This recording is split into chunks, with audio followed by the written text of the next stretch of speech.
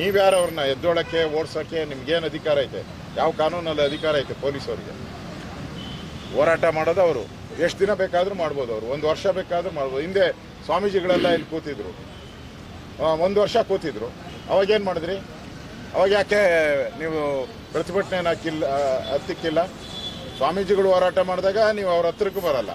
ಬೇರೆ ಯಾರೋ ಬಡಪಾಯಿಗಳು ಹೋರಾಟ ಮಾಡಿದ್ರೆ ಅವ್ರನ್ನ ಓಡಿಸೋಕ್ಕೆ ಪ್ರಯತ್ನ ಮಾಡ್ತೀರಾ? ಪೊಲೀಸರಿಗೂ ಎಚ್ಚರಿಕೆ, ಇದರಿಂದ ಎಚ್ಚರಿಕೆ ಪಾಠವನ್ನು ಕಲಿಬೇಕು.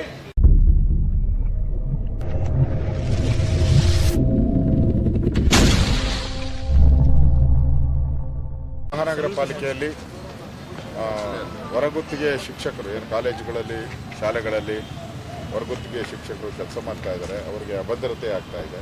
ಅವ್ರನ್ನೆಲ್ಲ ತೆಗೆಯುವಂಥ ಪ್ರಯತ್ನವನ್ನು ಮಾಡ್ತಾ ಇದ್ದಾರೆ. ಇದನ್ನು ನ್ಯಾಯಯುತವಾದಂಥ ಬೇಡಿಕೆ ಏನಿದೆ, ನಿಮ್ಮ ಮ್ಯಾನಿಫೆಸ್ಟೋದಲ್ಲಿ ಏನು ಹೇಳಿದ್ದೀರಾ ಅದನ್ನು ಮಾಡಿ.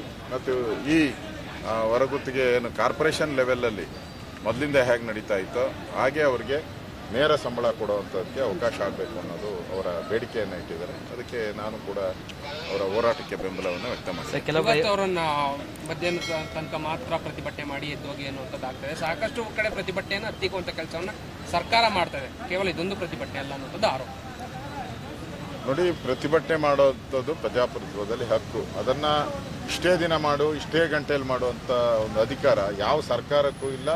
ನಮ್ಮ ಸಂವಿಧಾನದಲ್ಲಿ ಯಾವುದೇ ರೀತಿ ಆ ಥರದ ಪ್ರತಿಭಟನೆಗೆ ಹತ್ತಿಕ್ಕು ಅಂತ ಮಾಡಬಾರ್ದು. ಇದು ಒಂಥರ ತೊಗಲಕ್ ಸರ್ಕಾರ. ಇವ್ರ ಯೋಗ್ಯತೆಗೆ ಅವ್ರಿಗೆ ನ್ಯಾಯಯುತವಾದಂಥ ಬೇಡಿಕೆಯನ್ನು ಈಡೇರಿಸೋಕ್ಕಾಗಲ್ಲ. ಅವ್ರು ಪ್ರತಿಭಟನೆ ಮಾಡ್ತೀನಿ ಅಂದರೆ ಅದಕ್ಕೂ ಕಲ್ಲಾಕುವಂಥ ಪ್ರಯತ್ನ ಮಾಡ್ತೀರಾ. ಅದಕ್ಕೆ ಪೊಲೀಸ್ ಅಧಿಕಾರಿಗಳಿಗೂ ಬಂದು ವಾರ್ನಿಂಗ್ ಕೊಡೋದು ಇವೆಲ್ಲ ಮಾಡಬಾರ್ದು. ಪೊಲೀಸ್ ಅಧಿಕಾರಿಗಳು ಅವ್ರ ಕಾನೂನು ಏನೈತೆ ಪುಸ್ತಕದಲ್ಲಿ ಅದನ್ನು ನೋಡಿ. ನೀವ್ಯಾರು ಅವ್ರನ್ನ ಎದ್ದೋಳಕ್ಕೆ ಓಡಿಸೋಕ್ಕೆ ನಿಮ್ಗೇನು ಅಧಿಕಾರ ಐತೆ? ಯಾವ ಕಾನೂನಲ್ಲಿ ಅಧಿಕಾರ ಐತೆ ಪೊಲೀಸವ್ರಿಗೆ? ಹೋರಾಟ ಮಾಡೋದು ಅವರು ಎಷ್ಟು ದಿನ ಬೇಕಾದರೂ ಮಾಡ್ಬೋದು, ಅವರು 1 ವರ್ಷ ಬೇಕಾದರೂ ಮಾಡ್ಬೋದು. ಹಿಂದೆ ಸ್ವಾಮೀಜಿಗಳೆಲ್ಲ ಇಲ್ಲಿ ಕೂತಿದ್ರು, 1 ವರ್ಷ ಕೂತಿದ್ರು. ಅವಾಗೇನು ಮಾಡಿದ್ರಿ? ಅವಾಗ ಯಾಕೆ ನೀವು ಪ್ರತಿಭಟನೆನ ಹತ್ತಿಕ್ಕಿಲ್ಲ? ಸ್ವಾಮೀಜಿಗಳು ಹೋರಾಟ ಮಾಡಿದಾಗ ನೀವು ಅವ್ರ ಹತ್ರಕ್ಕೂ ಬರಲ್ಲ. ಬೇರೆ ಯಾರೋ ಬಡಪಾಯಿಗಳು ಹೋರಾಟ ಮಾಡಿದ್ರೆ ಅವ್ರನ್ನ ಓಡಿಸೋಕ್ಕೆ ಪ್ರಯತ್ನ ಮಾಡ್ತೀರಾ? ಪೊಲೀಸರಿಗೂ ಎಚ್ಚರಿಕೆ, ಇದರಿಂದ ಎಚ್ಚರಿಕೆ ಪಾಠವನ್ನು ಕಲಿಬೇಕು.